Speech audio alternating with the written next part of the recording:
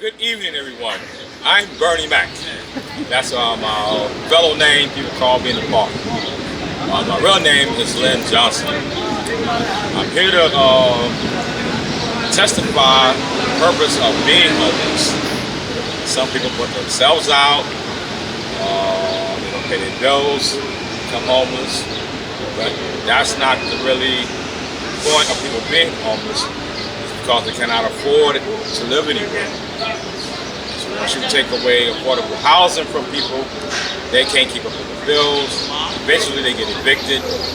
They get behind. They get behind in life, and or they're torn down out of the place that they once lived, where their family history once was.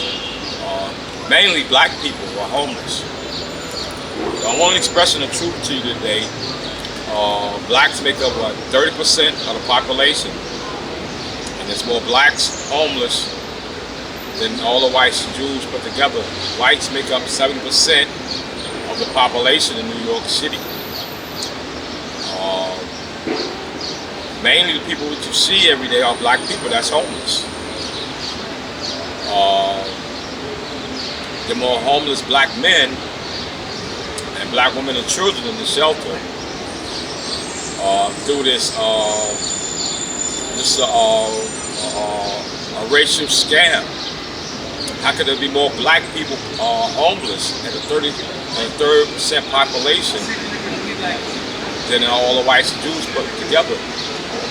Whites make up 70% of the population. There's only 2% of white people in the shelters. So whites are not in a homeless pandemic. Announce this to you today so you recognize and see the real truth in this matter. And this matter has not changed mainly against blacks. Most of the places that blacks once lived, they've been scandalized by the developers and the landlords and the racism of the states, the state of New York. Where they uproot black people and take places that blacks once lived and turn them into co-ops, condominiums, or whatever you have for millions of dollars.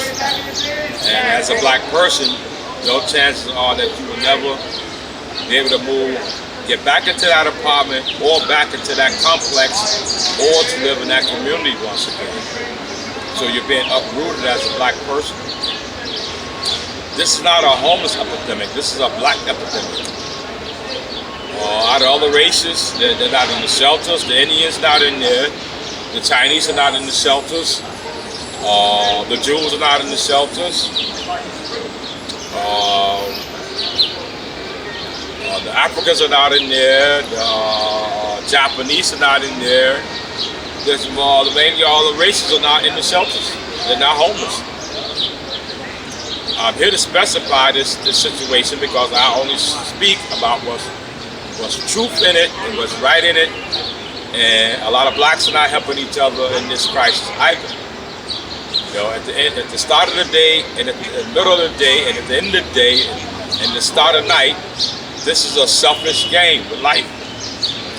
And all these things, these parameters that I just spoke about with people all the time,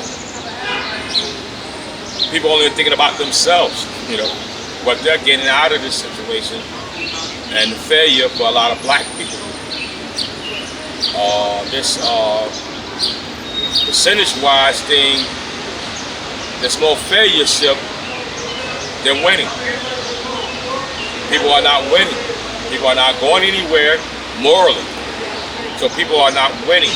People are being steadily being, their lives are being congested,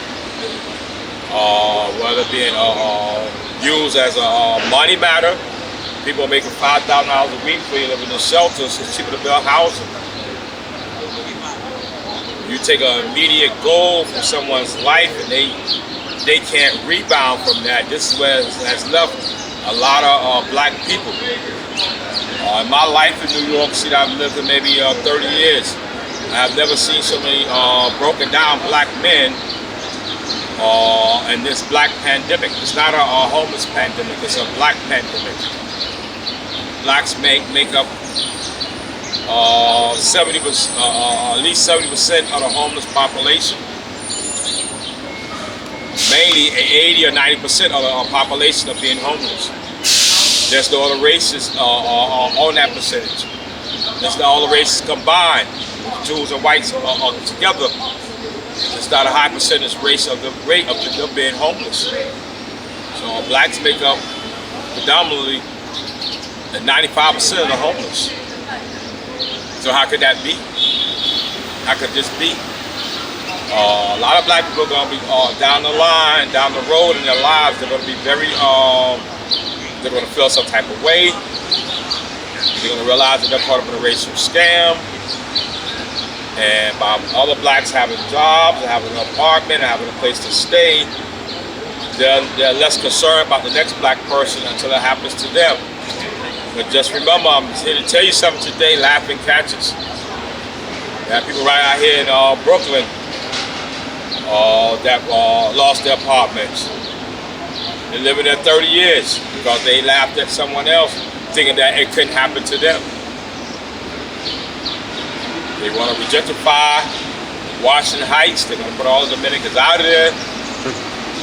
And the city council member for Washington Heights, his life has been threatened more than numerous times. This thing is real.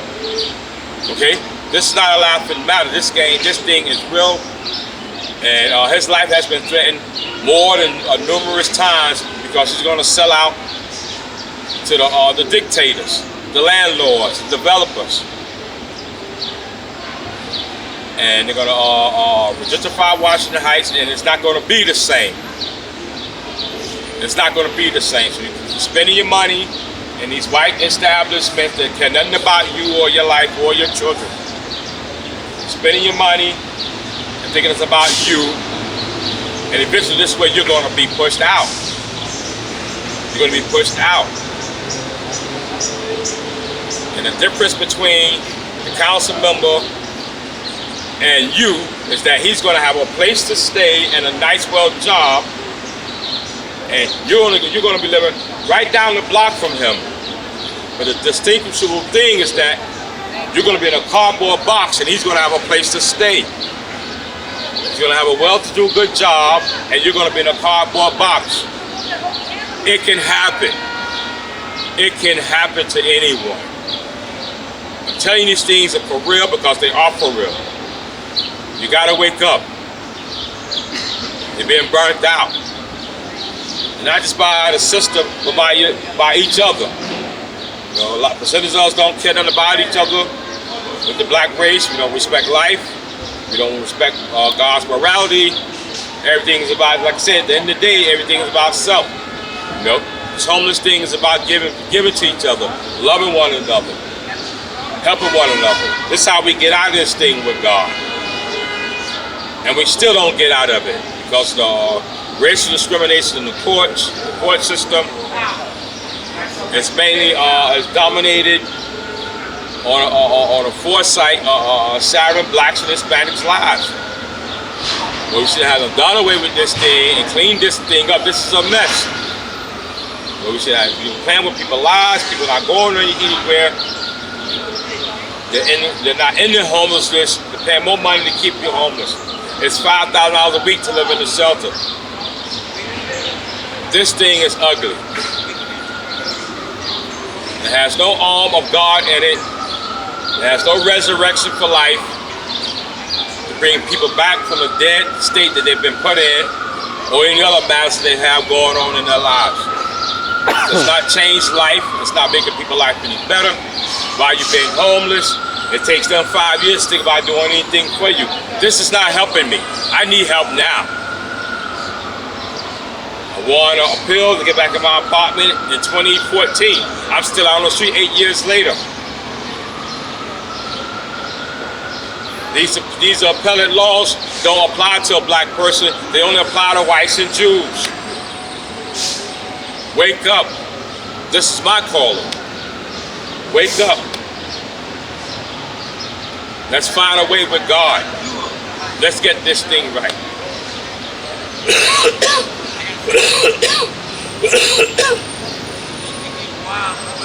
Because we're being watched. You know, all our behavior is displeasing to God, this homeless thing, and we're being watched, and we're being tested. And one day we're going to go through some hardship, whether it's homelessness or something worse. We're going to need to call on God and give us some type of solidification in our lives so we can stay strong, we can stay wise, and we can implement other people.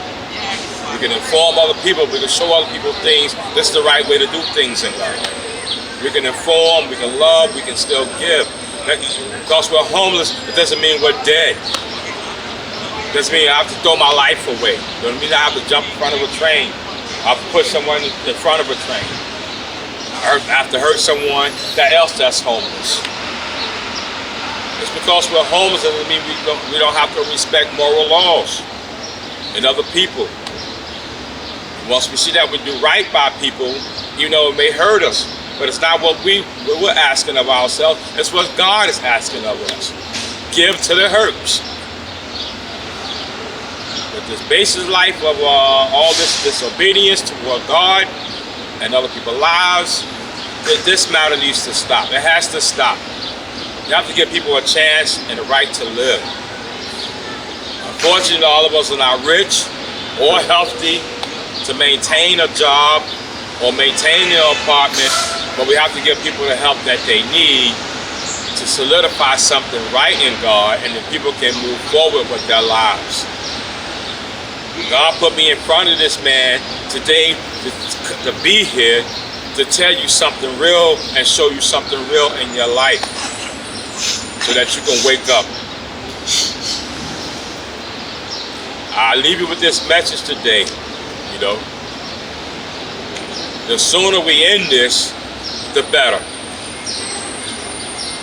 The people can go on and move on with their lives and live a constructive life in God and have some well-being. They can shelter themselves or their children and have a worthwhile self-sufficient life before God. Not someone struggling and living in the subway where everybody else eating the steak and living in a condominium. We have more than enough here in America to give everyone a place to stay. The system of things with people, this evil, this selfishness, this recklessness, it has to stop. It has to be put to a side where other people can live, where the children can live. The children live in some filthy shelter, or they're being bused 3 miles from where they live at. By the time these children get home, they dead tired. They got to be up another 2 or 3 hours early in the morning to move it to be bused to some white area school that people don't want them there. And then by the time these kids get home, they worn out. And you're spending the money foolishly because people that's homeless don't have no right to say about their tax money. People complain about how long they live, they're forced to live in the shelters without anything. You curse the people out, you speak down to them, you talk down to them like they're nothing, like they're filthy rags, and all of us are children of God. At the end of the day, we all want approval of God. We want a respectable life. We want to see our kids live a safe life. We want our children to live in a safe place, a safe well-being. So do I. It's just not for somebody that's rich and black or rich and white having a place to stay, or somebody with a well-to-do job. This thing has to change for all human beings. It's ugly. This is not the way God intended for people to live. And I cry out to him in my heart. I cry every day because I get tired of seeing innocent people suffer for nothing. This thing brings tears to my eyes. It brings pain in my heart. For someone to allow me to live like this. And I've done everything right in God as a man of God to change this life. And this life has not been good to Lynn Johnson. All I pray to God at the end of the day is for a better change and a better life. People don't want me with that, and I can't understand that. And it's not just me, it's for anyone that's out here that's homeless or about to be homeless. And I pray in my heart to God every day that this evil situation with man will change before God. And people can have compassion toward the next person. So it's not just me. It's about the next person. I know.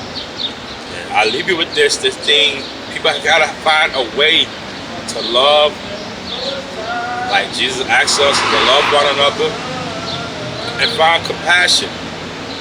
You gotta stop and listen to the next person. Not just look at how bad he looked or how bad that person feels. You gotta stop and listen to that person and have some type of compassion so we can hear that person's pain. We can feel their pain. We can feel where they want to be in life. This is about overall change with people. And this is the only way we end homelessness, by caring about other people, by doing right by other people. And this is my end.